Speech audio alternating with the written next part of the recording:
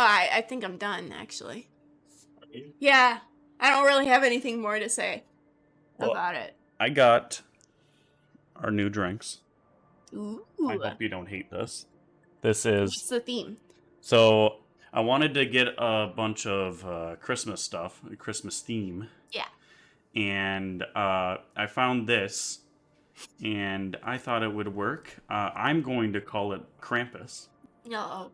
It's white rum Kahlua, which is a coffee liqueur, and then a little bit of grenadine. Yeah. So it looks supposed to look like there's blood in there. Or Christmas themed, because red. Yeah, Christmas themed. It's actually called a Grim Reaper. Oh, shit. But... Alright, I will try it. Tink. Tink. I love that. I love that. You hate it? No! It just took me a second. 'Cause the alcohol bitterness gets to me.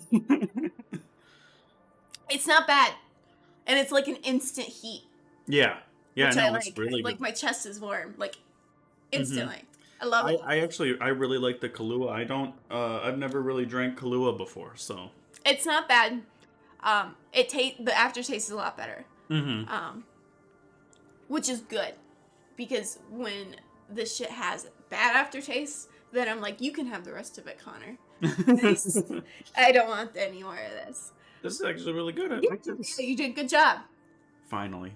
Yay. It only took me to episode 2 of season 2 to get... Well, the Beetlejuice one was rough for me, but you liked it, right? I liked it, but it was like my own recipe, so Yeah. It wasn't the best. No, but it was green, and that's what matters. That's what matters. Yeah. All right, do you want to get into what we're talking about today? Yeah, we can get into it, and we can start hating each other. This is... We both took notes. We just rewatched the movie. But it is... Well, I guess... Welcome to Jinn and Coffee. Yeah. You gotta do the intro. My name is Jinn. Oh, we're doing that? I guess. My name's Coffee, I guess? Yep, we're doing that. Technically, my full pen name is Bloody Coffee. It's on the logo, so they know. I mean... They know. Okay. Our audience of millions of fans. Yeah, we got a bunch. Oh, I don't know if you noticed, but we're kind of on the level of, I don't know, who's a good podcaster who's like really big. I don't know. The first one I thought of was Joe Rogan, but that's... We are not. Shut up. I feel like we are the better and the before version of Creepcast. That's what we are. Yeah, or Last Podcast on the Left. Last Podcast on the Left. Yeah, I haven't listened to them in a while though, so they do I think they do true crime stuff if I remember correctly. But I liked some of their stuff, but I'm not a big true crime girly, so I haven't listened to them in a while. I like she's playing with a little Dracula. He's a little squishy Dracula, his stress toy. I got him at X-Men. Yeah. We'll have to go back at X-Men at some point and get a bunch of garbage. But we watched the movie Christmas Evil. Yes. Again. And it is probably my favorite Christmas slasher. It's definitely up there. I mean, Black Christmas. But it's Black Christmas and Christmas Evil. Those are my two favorite go-to Christmas horror films. I mean, there's others out there, but those two do it for me. Yeah, I feel like it's Christmas Evil is just very well written. Yeah, I think it's coming whoever wrote it really understands Harry as a character.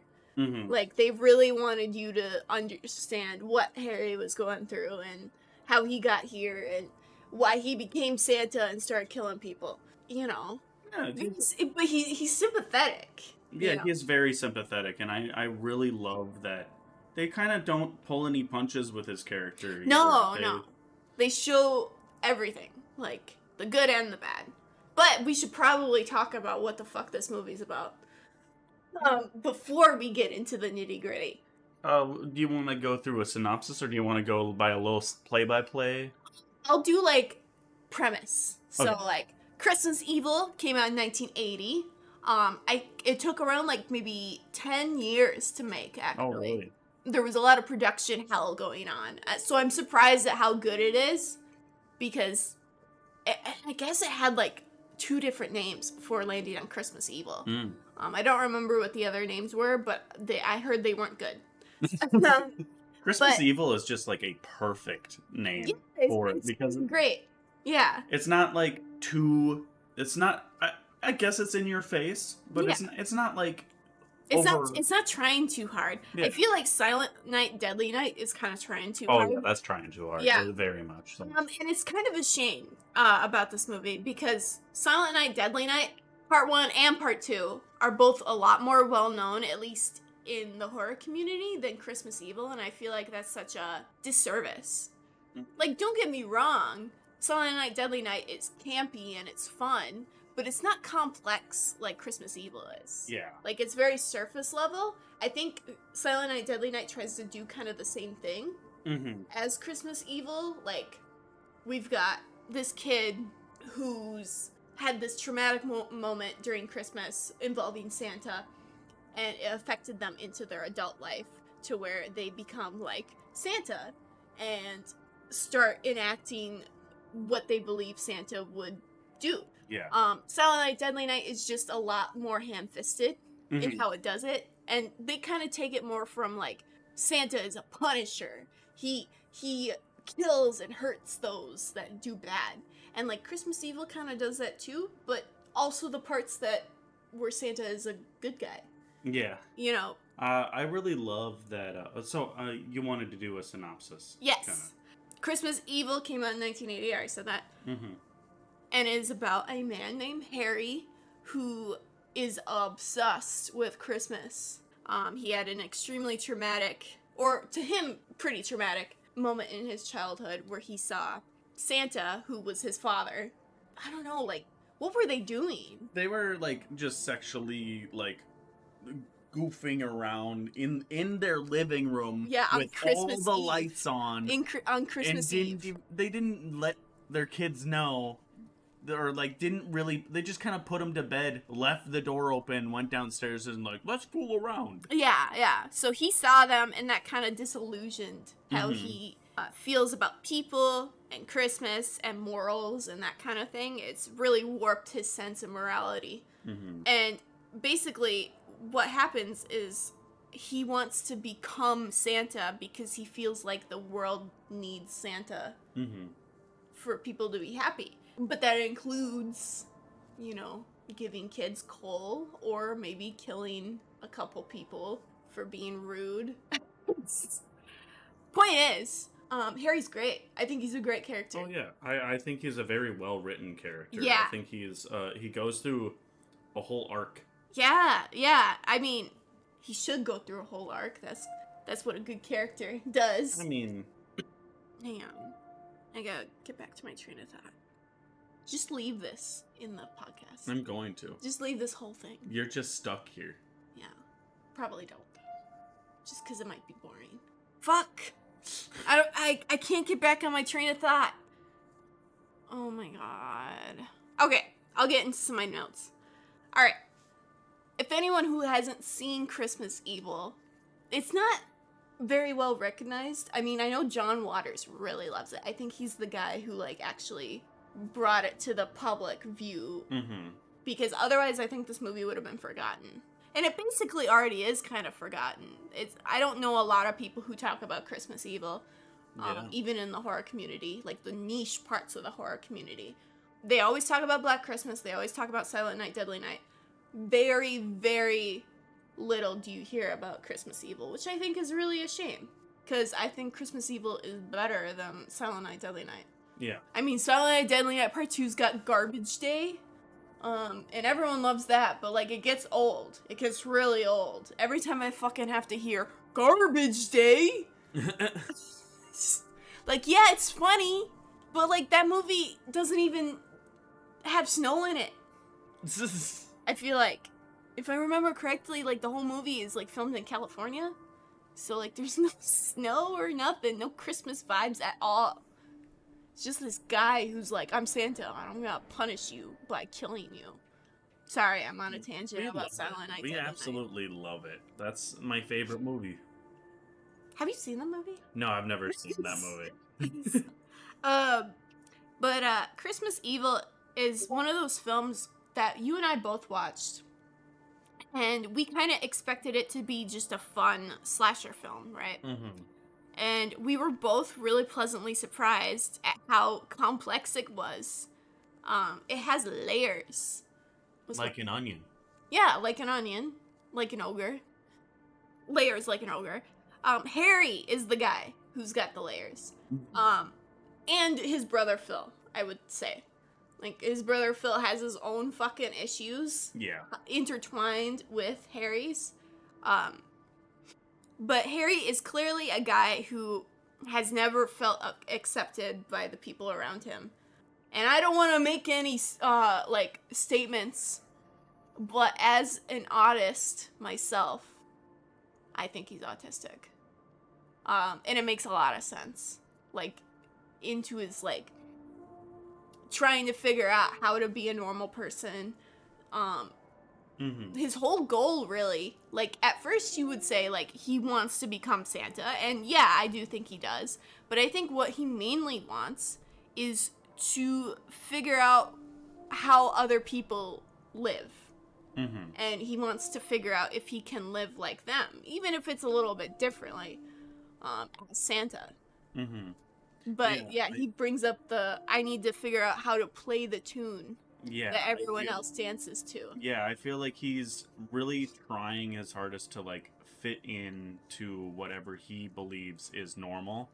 And I think it is almost like he had Christmas taken away from him, so he wants to bring that joy back to other people. Like, he does do that in the film. He's not just killing people. He kills very little people in this movie. Like, what is it, like, I feel four people?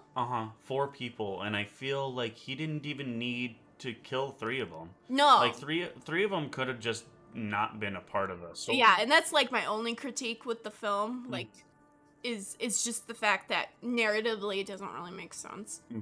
We'll get into that. That's a little bit longer down the line. But if you tell me how you feel about Harry, because I know I feel that he's autistic and I relate to a lot of his mannerisms, but you gotta tell me. I absolutely love him, and I actually came to the same conclusion, is that I think he has, or is on the spectrum somewhere. Yeah. And one of the things that I was saying earlier is I feel like he has, like, those mannerisms without it being, like, that's the reason why he's evil or anything. Or a killer. Or... Yeah. I'm really glad that they kind of, like, gave it a lot of breath rather than just going, this is why he's evil. Especially for 1980, like, that's really impressive. Most horror films have a really annoying trope where it's like mentally ill guy kills people, you know, and it's because he's mentally ill. And it's just like, this is one of those scenarios where, like, if that stereotype didn't exist, I don't think people would bring it up so much. But Harry clearly has mental issues going on, but I feel like that's not necessarily the reason that he's killed people. Like, every time he kills people in the movie, it's extremely impulsive, out of some kind of heightened emotion. Like, yeah, he does premeditate, like, the second killing, because it's the guy that tricked him into taking his shift, and then went to the bar. You know, like, he had a clear vendetta against the man, but, like, you can tell that he's, like, kind of thinking this on the spot. Like, I don't think when he dressed up as Santa, he was necessarily planning on killing anyone. No, I feel like he went into it with pure intentions. Yeah. And he just wanted to be Santa, but people that went out of their way to mock him or mock Christmas were the things that... Yeah, spurred him into violence. because he thinks that those people are part of the problem. Mm-hmm. His coworker, those 3 people, the CEO guy who said that, you know, he wasn't really caring about donating the presents to the children's hospital. He didn't really care, and it wasn't even a thing that they were donating. They had to put money towards it. Yeah, they wanted to put it onto the employees, which I think spurred Harry into truly committing to becoming Santa, because he wanted kids to have the toys that they deserve. And that's the main thing. Like, everything he's saying or has a problem with is not necessarily incorrect. He is a little stringent on, like, sex. You know, he does not like seeing sex or any kind of profanity, that kind of thing. Which kind of I imagine is like his warped it's from that view of sexuality, you know. So he considers it on the naughty list as well as like anything else. Yeah, and you see that in almost immediately in the movie. Like, so we start off the movie like she said. We go into like this. She's freaking about the drink. We start off the movie with the trauma event, and then it goes into all of the things that he's doing, and on a lot of the like sexual gross, like he thinks that is really gross, is seen almost immediately when he is watching the kids. Yeah. And they kind of make it into like he's being creepy watching kids, but it's more of he's watching kids to be Santa. Yeah. And one of the kids has like he was cutting out a porno mag. Yeah, he was cutting out a porno mag, and he immediately goes down and puts him on the naughty list. Puts him on the naughty list. Yeah. And I like how the movie kind of fakes you out with that. Like, he's watching kids. He's acting weird. He's a little too weird about Christmas. And he's watching kids through their windows with binoculars. Like, feel like the movie wants you to think at first, like, oh, he's a pedophile. Yeah, they really want him to like look like Diddy. Yeah. And then the more you hang around Harry, the more we get to know him, we realize, like, oh, he's doing these things because that's what Santa does. Santa does those things. He watches kids. Yep, he watches kids. He puts them on the naughty or nice list. Yep. He has a really good relationship with the kids, actually. He gets to know all of the neighborhood kids. He's not weird around them. Yeah. Like, he's not being pervy or anything. He genuinely, like, I think he just understands kids more than he could ever understand his fellow adults. And he has, like, good relationships with them, because there's a scene in the movie where he's just walking by with groceries, and the kids are like talking to him, just like, "Hey Harry, how you doing?" And he's kind of talking back and forth. "What do you wish for Christmas?" Yeah. Blah blah blah. And again, that same kid, he is angry about the kid goes, "I want to have this porno mag subscription to Penthouse magazine." Yeah. And he immediately is like putting you on the naughty list. Yeah. Yeah. And I think it's meant to be like, from an outside perspective, from his fellow adults, he is being creepy. Like, obviously, he's watching kids through their windows with binoculars. But to him, he's not. Like, to him, it's not like that. But how could anyone else know? You know? Yeah, and I find it very interesting because, like, after we start seeing the naughty and nice list things that he has and the creepiness, we show that like in everyday life he is a working citizen. He is like working in a toy factory, which goes towards the whole, like, he wants to be Santa because he's working with toys. He's working for things with kids. He made a career working in a toy factory. He has a naughty and nice list for every year for like what seems like the past 10 years. Yeah. So he's been doing this for a while. I think this is just what we're seeing is just the year where it finally comes to a head. Like, it's been building for a while. You know, he has no support system. He has no friends. Yeah. He has a brother who can't or won't understand him. Oh, yeah. Because his brother feels like he lost out on having a big brother because of Harry's own issues. So they have a turbulent relationship. He's alone. Like, he has no one who can possibly understand him. So, of course, it comes to a head like this, where he transforms into Santa, and he does what Santa does. Oh, yeah. He brings toys to the children of the hospital. He steals from the factory, because he's like, you guys said you were gonna donate, I'm gonna donate. Yeah. He goes to a Christmas party, and he basically is the life of the party. Yeah. He makes all of the children happy. He does what Santa does, and that includes bringing coal to a naughty kid. Yeah. Or killing a naughty adult. Yes. I think it's really cool that they show his everyday life of him working in the toy factory. Well, and we can see, like, how passionate he is about good toys. Like, he's clearly very depressed at his job because he's working for a company that does not care about quality making toys. Oh, yeah. And so he's feeling like he's not doing what he's supposed to. Oh, yeah, and he gets a promotion so that he's in, like, a corporate position, and he actually hates it. Like, he wants to go back onto the floor and work as a dentist. Yeah. He wants to be that kid. Yeah, like, when you go to, during that Christmas party scene, which is kind of, like, right before he fully commits to being Santa, you can just tell that he is uncomfortable in his own skin. Oh, yeah. Like, when he's trying to be normal, you can tell he's just not happy. During the Christmas party, where he meets two of the CEOs of the company, the new one and the old one, and the new one proposes, you know, we're gonna donate all of these toys to the children of, like, the mentally ill, mentally disabled children's hospital, right? Harry's just like, well, do we know, like, how many toys we need? Like, he's asking the logistics, like, are all the kids going to get it? And he's like, oh, I don't know. I don't even know how we're really planning on donating our own profits. Yeah. You know, we want the employees to donate. And Harry's like, so you're gonna take it from them, and you're not gonna do anything.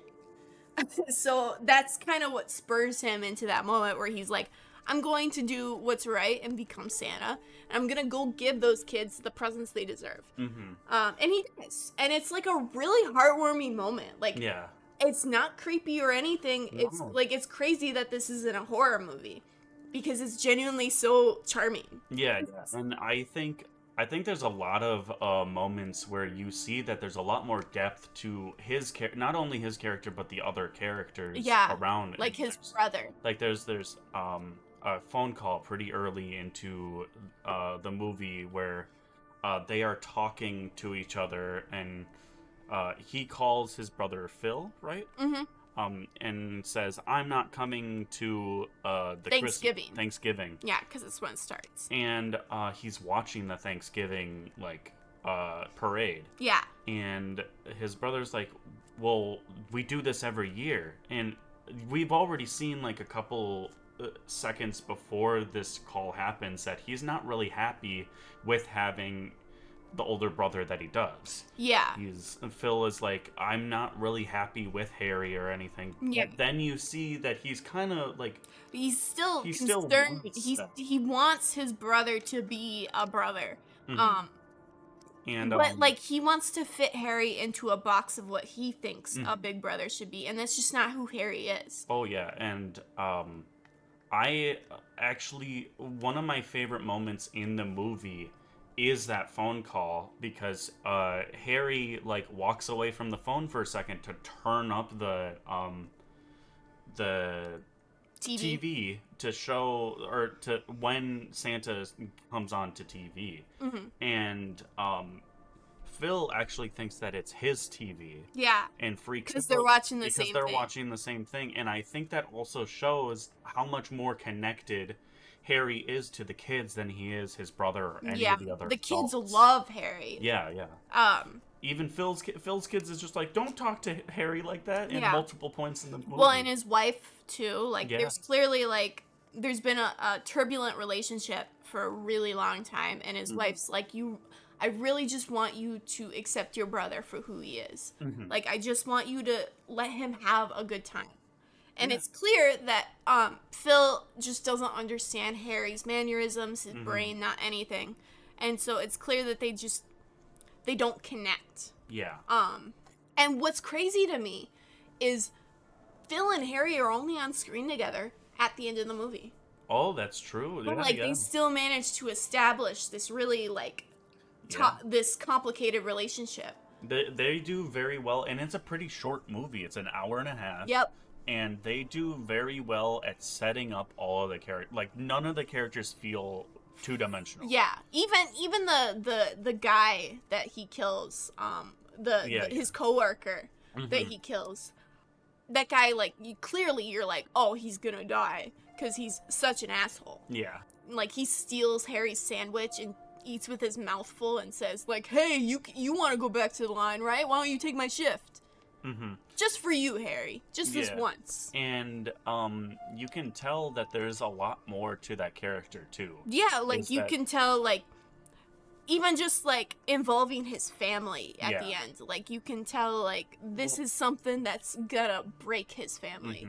And in the, he makes up the thing of, oh, well, I need to spend more time with my family tonight, so that's why you're working for me. Right. And then Harry sees him at the bar. Yeah, he just went to the bar and he's like, I just tricked that schmuck Harry into taking my work for tonight. And you can tell that Harry has a full-on panic attack. Yeah. After seeing that, you see him go to his apartment and he's pacing around and he just doesn't know where to put his energy. Oh yeah. Very relatable, actually. There's a lot of very relatable things that he does, and it's oh. You're like, yeah, oh yeah, I can see my autism in there. This is me if Christmas was my hyperfixation. Yep. Luckily for me, it's vampires. Luckily for me. I don't think either of us. I feel like I have so many hyperfixations. Yeah, you've got cycling hyperfixations, but then you've got kind of a main one. And vampires, I would say, is my main one. And then I've got Devil May Cry right now. Yeah, right now. Right now. Your whole damn year on. Okay, so we're bullying her for a second. Her whole freaking Spotify Wrapped is just Devil May Cry. I'm in the top.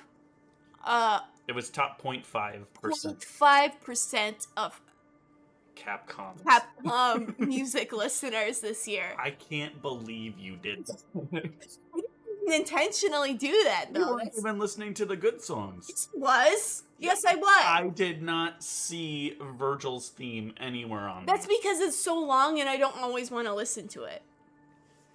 I want to listen to the best one. No, don't get me wrong. It's a good song. I love it. It's so long, I don't always want to just sit down and listen to it.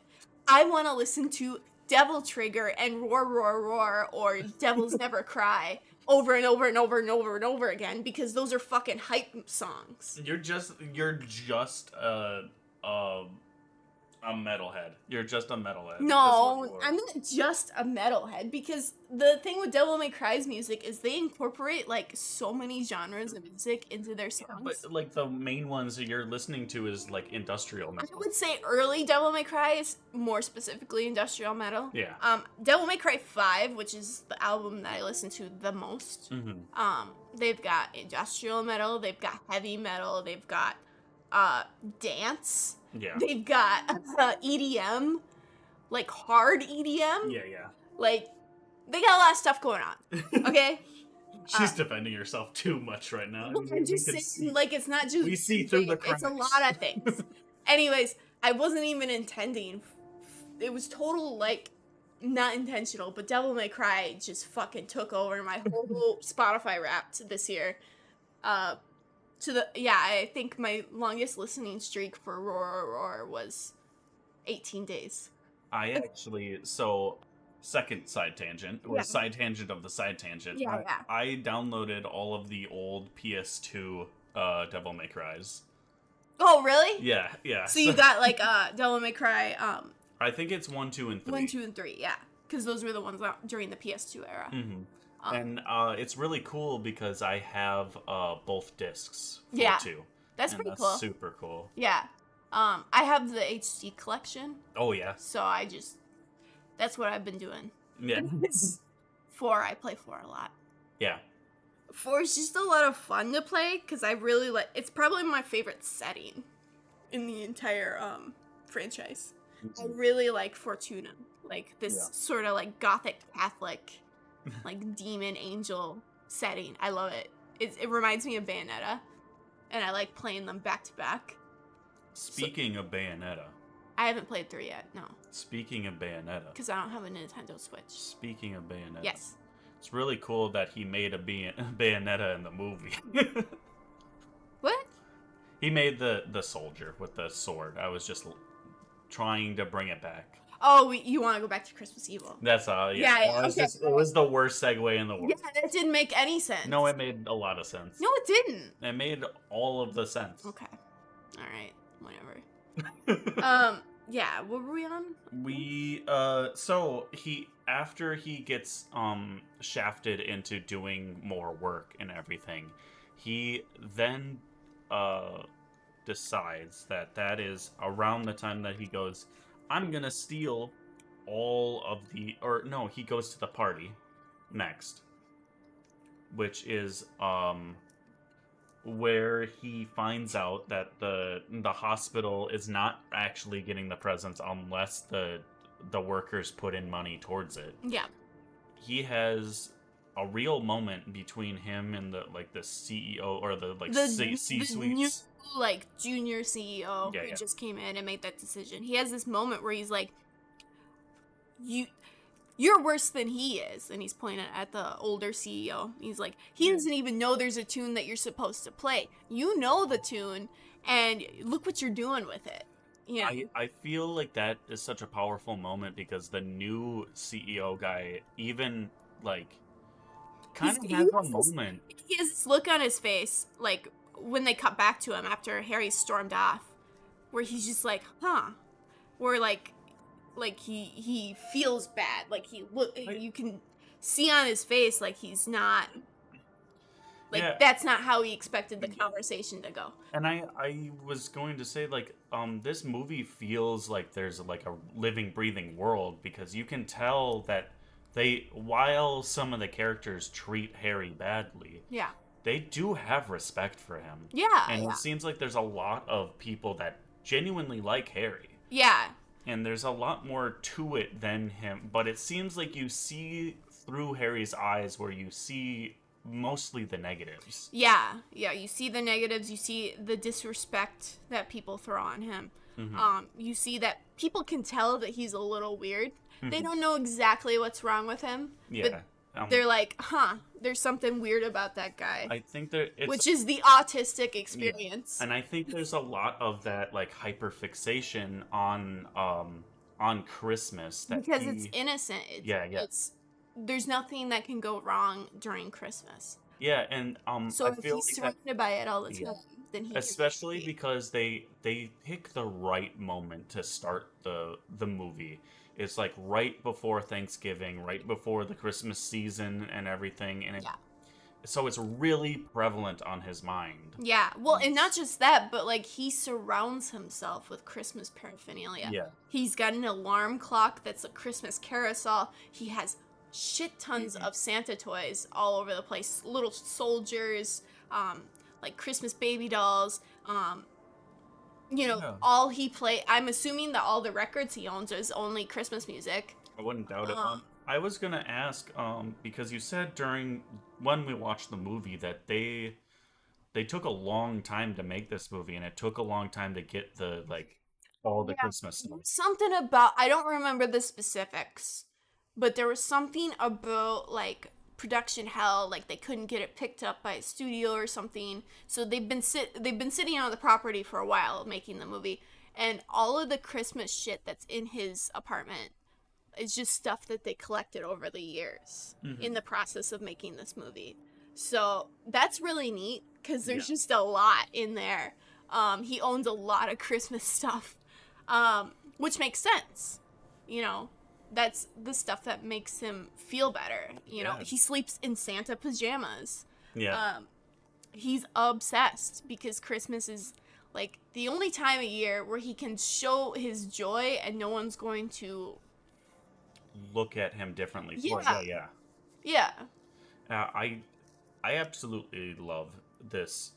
I just love this movie. Yeah, like, genuinely, it's a really good movie. I love that for like 1980, it never feels like they're tasteless or disrespectful they never towards Harry's struggles. Yeah. They never feel like exploitative towards him or like.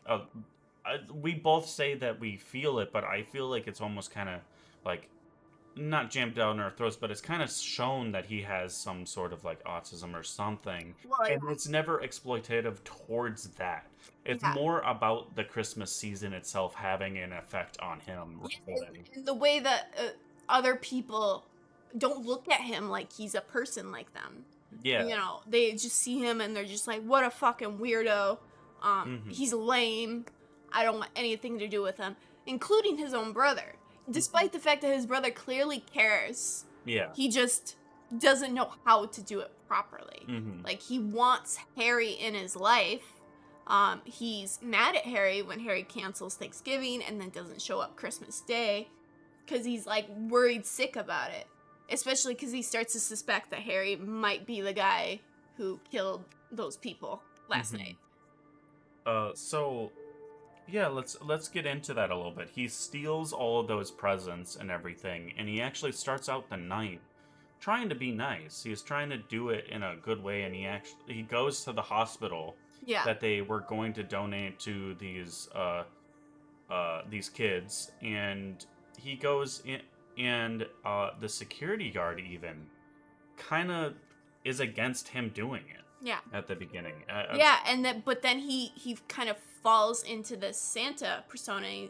I really like the moment where he's like, I'm sorry, my approach wasn't correct. You know, like, he's like, oh, okay, I came at this the wrong angle. And then he gets into character. Yeah. And then it starts working for him, and it kind of, like, is... He's got this moment where he's like, oh my god, I'm accepted. Yeah. People love me. They love Santa. Right, and so he keeps going with it. He only kills... So when he gets to the church, where he kills the 3 people in front of the crowd... Which is right after he gives all those presents away. It's because... And I think it was an impulse decision, him going to the church, because he thinks about it afterwards. Yeah, you see him kind of rethinking about that moment in the party where the CEO is yapping to him. Right, and he knew that they were going to go to the midnight mass afterwards. So he heads there, and you kind of expect that he's going to kill the CEO. But he doesn't, for some reason. He kills 3 randos in front who were just being, like, really rude to him. And I feel like narratively that doesn't really make sense. I feel like, thinking about it now, the only thing that I could see, like, going... It being written like that, it's because they don't want him to succeed right away. I suppose. Right? But then he should have killed his coworker first, and then the CEO. Yeah, I do think that the coworker one felt more like a first killing. Like, oops. Yeah, because that wasn't the thing that spurred him into doing this. That was like a secondary thing. There is a few moments of him trying to get through the crowd, and they aren't letting him. So maybe it's just a frustration. Yeah, it could be. But I just think that's probably, like, my only critique about the film is just, like, dude, that you were supposed to kill that guy. Yeah. not these 3. Yeah, so he kills 3 people in front of a crowd in front of the church, drives off, and so there's, like, a manhunt out for him. Well, he's still... But the second thing he does after that is go to that Christmas party. Yeah. And he gets... put in there, and everyone loves him. He's great at what he does. This poor man, he would be so happy if he just decided to become a mall Santa instead of going into the corporate factory world. He's too committed to the specifics of what makes you Santa rather than just being Santa. Yeah, like you should just be mall Santa. And he would love that job. And I feel like I said this during the movie. I think he would still become a murderer because he'd meet somebody like Bad Santa. He'd meet somebody in that line of work. Bad Santa would just break his heart, man. Oh, dude, it would hurt him so. Yeah, he goes to that Christmas party. He's great with the adults. He's great with the kids. He dances with them. They all love him. He leaves, and then he goes to his coworker's house. Right before that, I think there's a really good moment in that party where he talks to the kids right before he leaves, and he's like, "And remember, kids, if you're a good boy and girl, I'll come and give you presents every year." Like, he's really amplifying that he is Santa now. Yeah. And then it shows the other side of him too. Yeah, that sort of like that broken part of him. Yeah. Where he's like, "But if you're bad, I'll bring you something horrible." And he says it very ominously to the point where like some of the adults in the crowd are like, "Hang on, this is a little weird." But he cuts the tension by doing a big hearty laugh. Yeah. And it all works out. And then he goes, as he's driving, he's thinking about what his coworker did, and he goes to his coworker's house. And this is one of my favorite scenes in the movie, where he climbs the ladder to the roof and tries to go down the chimney, and it doesn't work.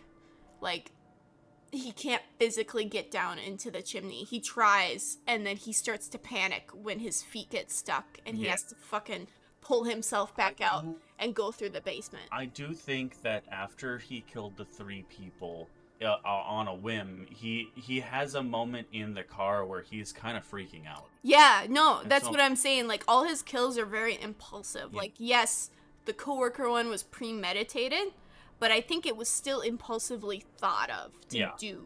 Like, it was when he was driving that he thought of it, and he's like, oh, okay. You see him kind of freaking out about him, like, it's before he thinks of anything else. He's kind of freaking out that he killed them, and then he thinks of the coworker. Yeah. And then he goes to the house.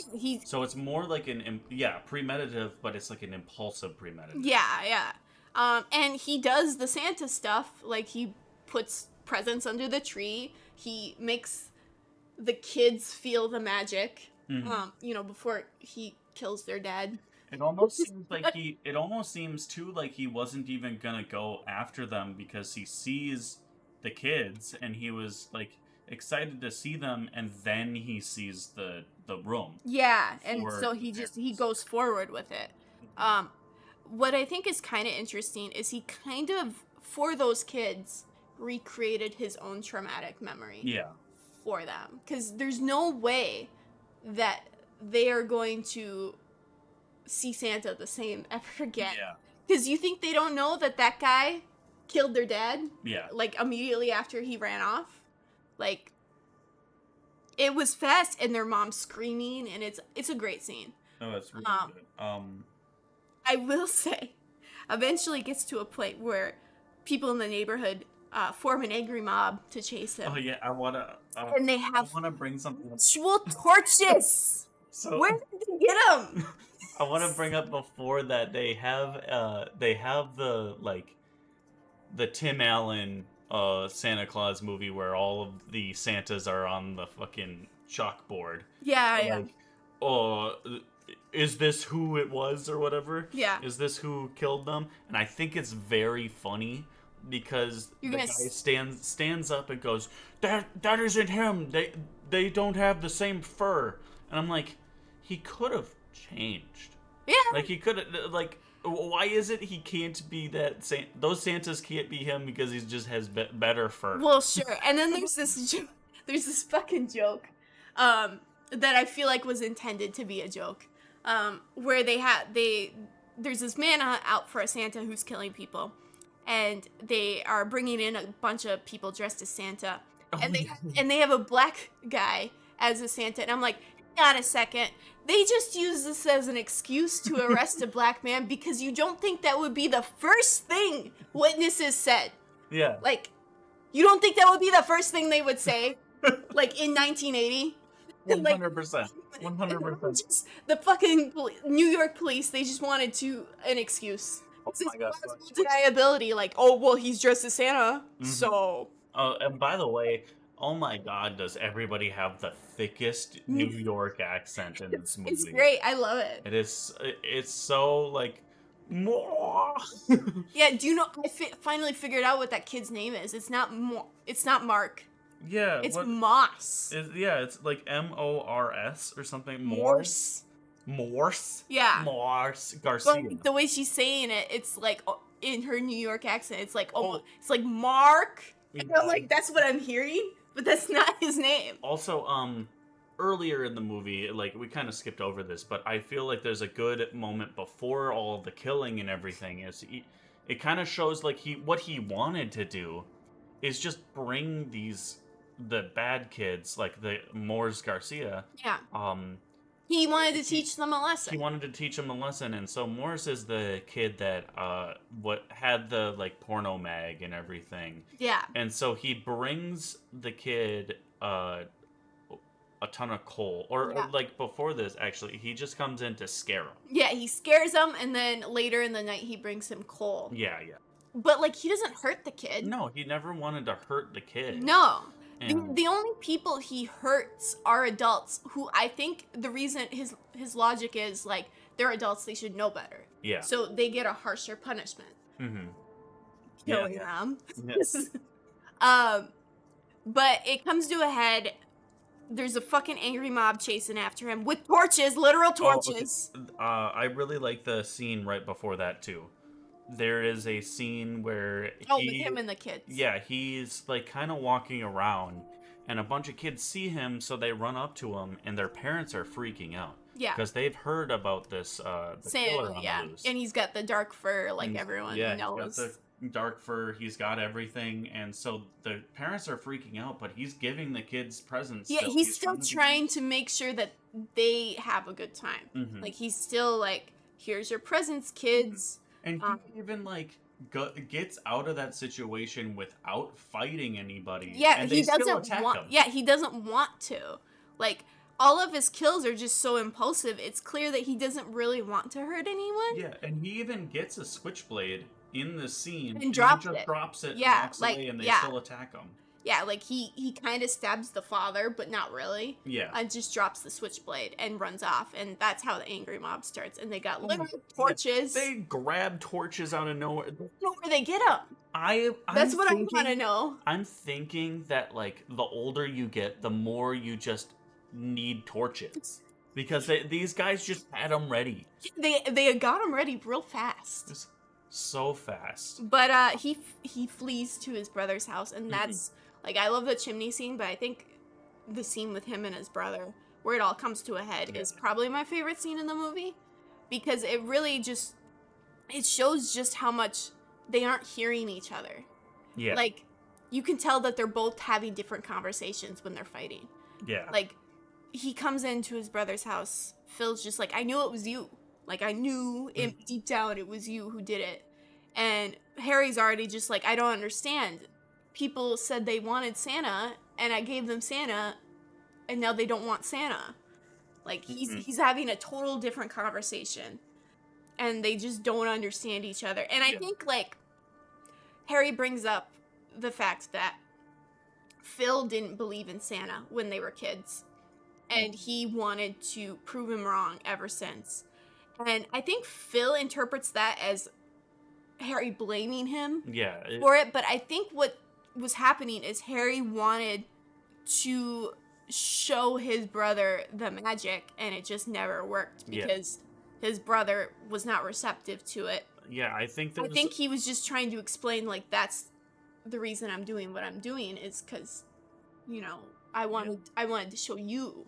But Phil takes it as, like, you're blaming me for something I did at 6 years old. Yeah, he really takes it the wrong way, and I think that's a very powerful moment of, like, seeing that it isn't just Harry that is the problem in this movie. Yeah. And that is Harry and Phil just, like, not ever understanding each other. And I think Phil is...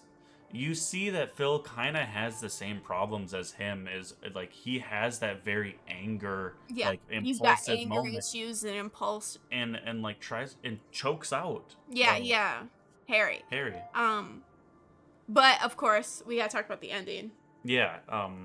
Apparently the ending's controversial. Well, I want to say, how the hell did that man bring him all the way over to his van? Paul carries this like corpse basically into the van, and then just like throws him in there, and then is mad that he drives away when he wakes up. Well, I think he thought that Harry was dead.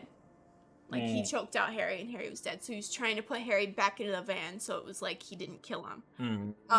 Which is what happened. And, you know, Harry was not dead.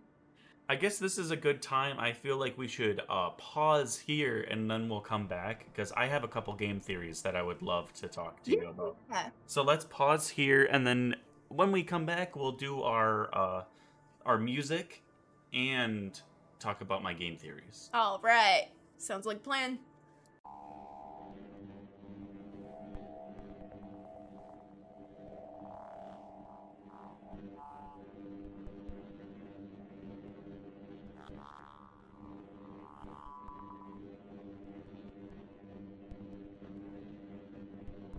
We gotta talk about the ending because a lot of people don't like it, and I freaking love it. I love the ending. Yeah, I really like it. He's running from his brother. He's driving his sleigh truck from his brother. Tries to not hit the mob. He doesn't want to hit the mob.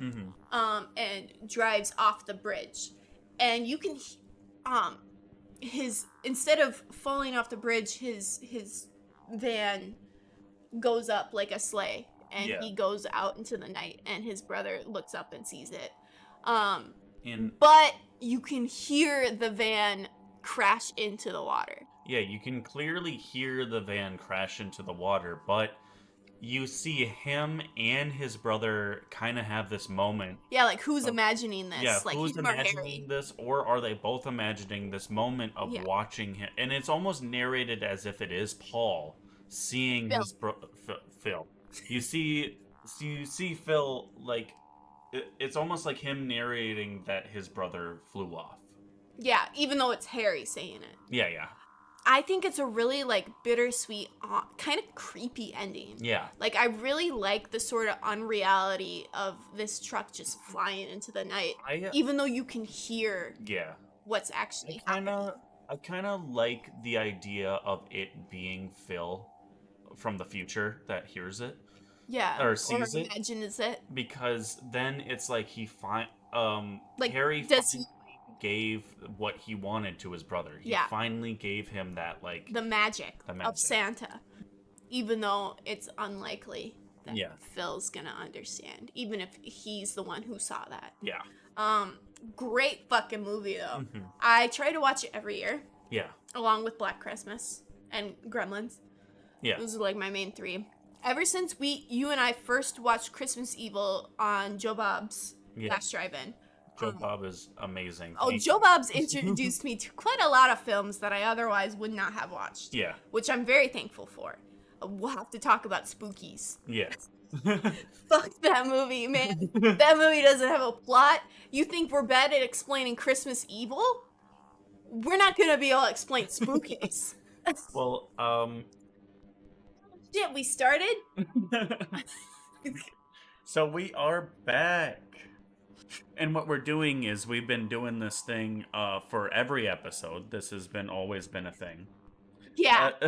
We started doing this thing where we want to bring in a song that we feel kind of represents the movie in some way. Yeah, or whatever we're talking about. Mm-hmm. I think we settle on, like, I think of a song, you think of a song. Yeah.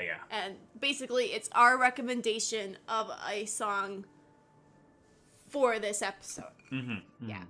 You want to go first? What's your song? Sure. My song is Merry Xmas by Ice Nine Kills. Yeah, you told me that was going to be it. I wasn't sure if I believed you for a second, but Yeah, I thought of that immediately. That was the first thing that I thought of. This is kind of perfect. Yeah. He does use an axe at some point. Yeah, he does use an axe. He kills 3 people, or kills 2 people with an axe. Yeah. A toy axe. A toy axe. I don't know. No. I think that had a blade on it, but like it had a blade. It looked like it was his own created. Yes, because he did create that other thing with metal too. Yeah, so. yeah. But like, at first you're like, that's a toy axe. Yeah. And then you go, no, that has a lot of blood on it. No. Nope, that has a ton of blood on it. Yep. And then my song for this is Winter Wonderland by the Cocteau twins.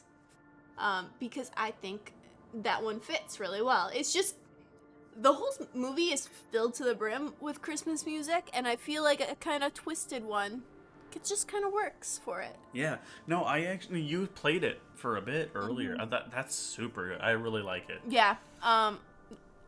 You would like the Cocteau twins then. Yeah. They are a little bit of an acquired taste for some people, because they kind of, the way they approach their songs, I can't tell you what the fuck they're saying. I don't know what they're saying 90% of the time. Mm-hmm. But it doesn't matter. It doesn't matter. They make good shit. Yeah.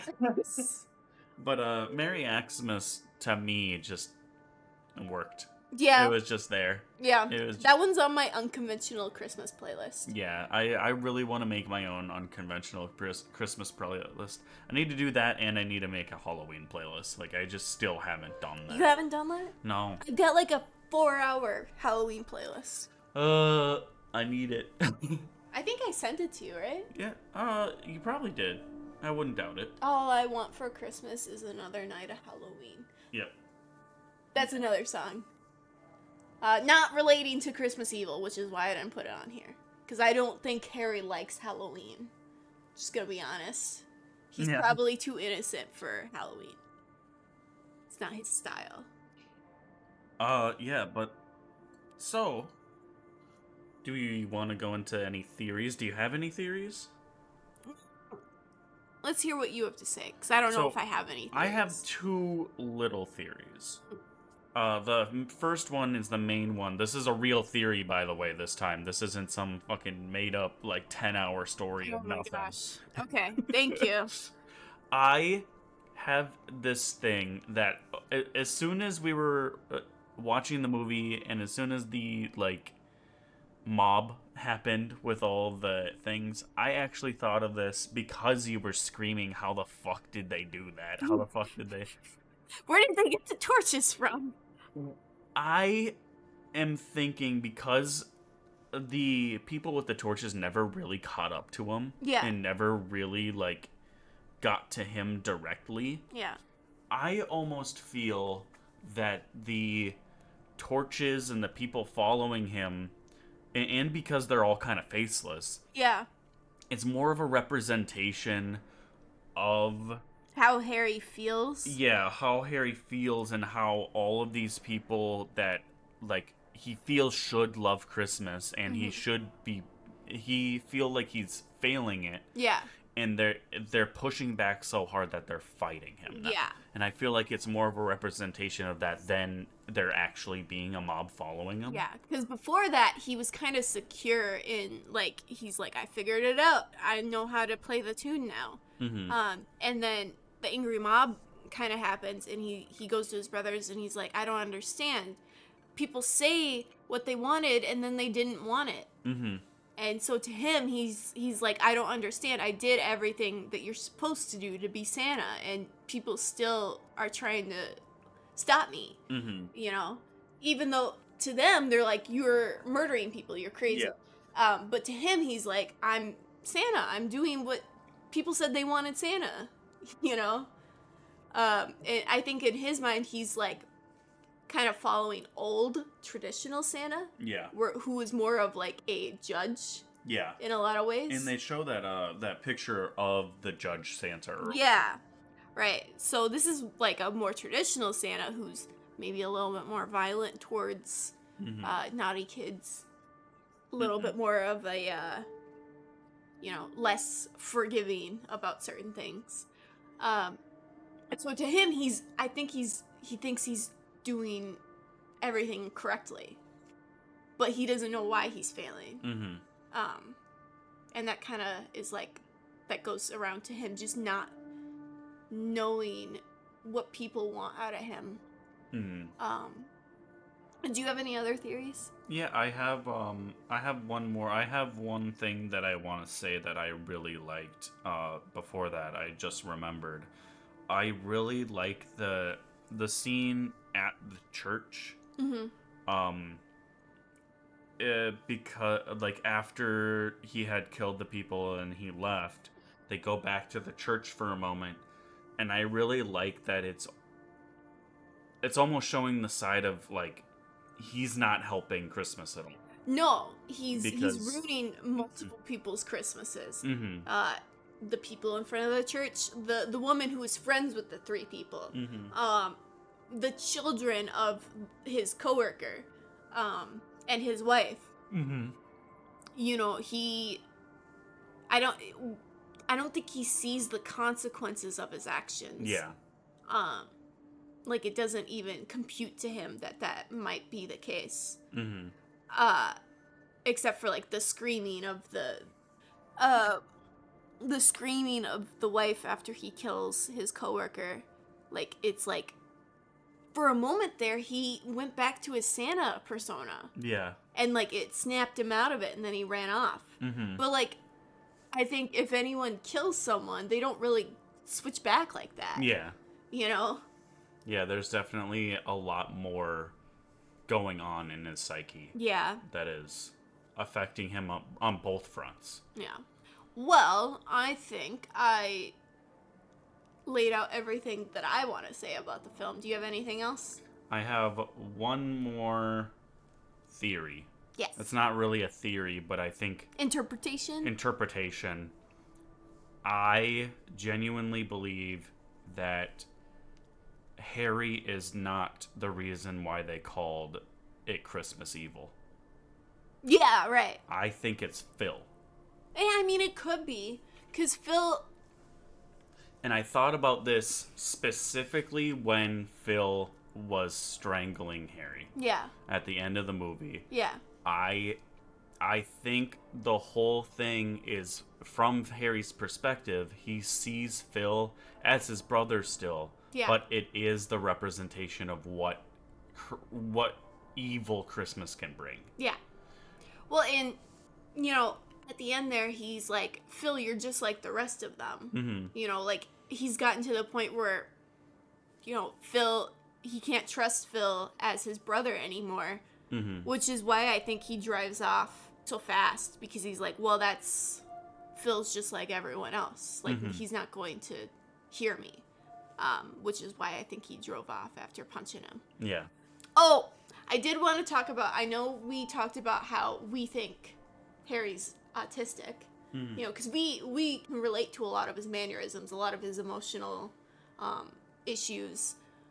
But I wanted to talk about John Waters, because John Waters is the man who's also a big fan of this movie. He says that the whole process of watching Harry become Santa, is like watching a trans person transition into the gender that they are, right? And I can see that. Like, I can definitely see that. I mean, I don't know if that's relatable to trans people, but I gotta say, like, it's a very similar struggle going on there. Like, he's trying to become a person that he knows he's supposed to be, but he's in a world that is just never going to accept him as he is.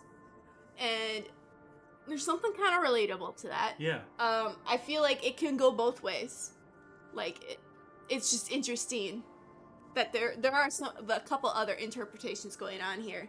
Yeah, for and, like, it makes me kind of sad, because a lot of horror films will have very similar tropes like that. Yeah. And they will use it in kind of a tasteless way, like, oh, this person's trans, oh, this person's autistic, that's why they're the killer. You know? And I feel like Christmas Evil, if it was allowed to be seen on its own merits, wouldn't necessarily fall into that trope. Yeah. It only falls into that trope just by association. Yeah. But I don't... It's one of those things where it's like, if this wasn't a common trope, it would be totally fine. Like, this would be perfect. Yeah. But I feel like a lot of people, if they saw Christmas Evil, they'd be like, oh, it's just another horror movie about this mentally ill guy killing people. Yeah. And I'm like, it's not really like that. Like, it's a really tragic story about a man who just can't live in the world that he was born into. Mm-hmm. And he doesn't understand why, and he's just trying to exist and live the way that he believes he's supposed to. Yeah. Because when he's himself around people, they don't like it. Mm-hmm. And so he's like, well, what do I need to do for people to accept me? You know? And I feel like that's the main crux of it. This wouldn't happen at all if Harry had people in his life that actually cared about him. Mm-hmm. Besides his brother, who I think does care about him, but doesn't understand him and doesn't want to understand. Yeah. So being more hurtful than helpful. Mm-hmm. But, like, I don't think, oh, he's autistic, that's why he's, like, a serial killer. Like, no. No. This is a lot of stuff going on here. There's a lot of circumstances. This has been building for a while. Mm-hmm. We're just watching it all, like, fall out. Yeah.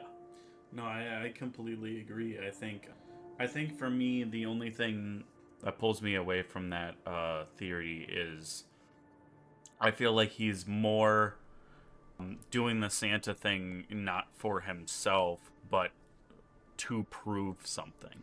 Yeah, or like he's doing it for others. Yeah. You know, he wants to prove to Phil that magic can still exist in this world. He wants to prove that kids can be happy. Yeah. During Christmas, that they can get what they deserve during Christmas. Yeah.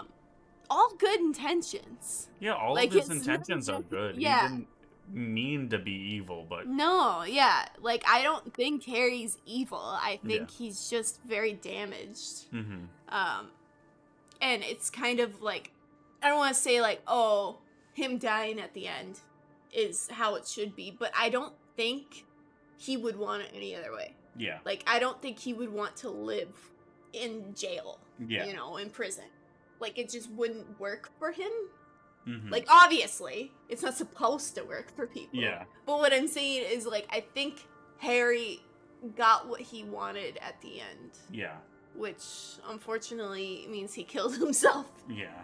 But, like, that's also pretty relatable with autistics. Yeah. I'd say, like, what is it, 70% autistics kill themselves? That's sad. Yeah. That's terrifying. Well, it's hard to live in the world. Yeah. It's hard to live trying to, like, play the tune that everyone else dances to. So I imagine for Harry, that's kind of the same. I love the ending. I think it's a really good ending. I don't care what anyone says. It's a great ending. I don't think it's silly. I think that's the main complaint is people think it's silly because they're like, this car just... Now magic's real? And I'm like, you guys are taking it too literally. Yeah. It's like, it's not... I don't think he's literally become Santa at the end. I think it's just pretty obvious that either Harry or Phil is imagining something before Harry dies. I think, and that's what I was saying earlier, I think it's Phil finally believing and seeing something.